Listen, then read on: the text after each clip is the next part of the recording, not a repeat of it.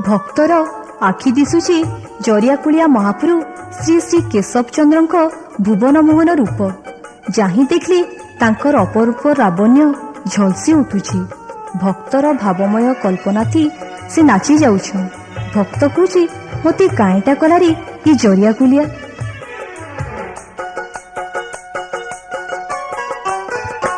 मते काएटा कला रे जरिया कुलिया, मते काएटा कला रे जरिया कुलिया। महंगा ठाने जन्मी करी, महंगा ठाने जन्मी करी भावर सिया। मते काएटा कला रे जरिया कुलिया, मते काएटा कला रे जरिया कुलिया।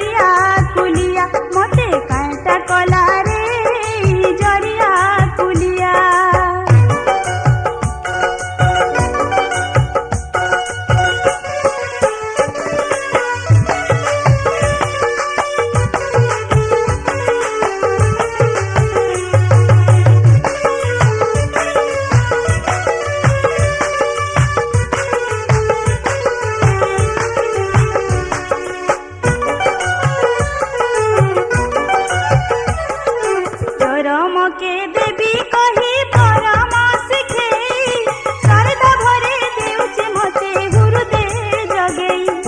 धर्म के देवी कही परम शिखेई, शारदा भरे देउचे मते गुरुदे जगेई। केंता रंगे कले कले, केंता रंगे कले कले मनोर मालिया। मते काटा कला रे जरिया कुलिया, मते काएटा कला रे जरिया कुलिया।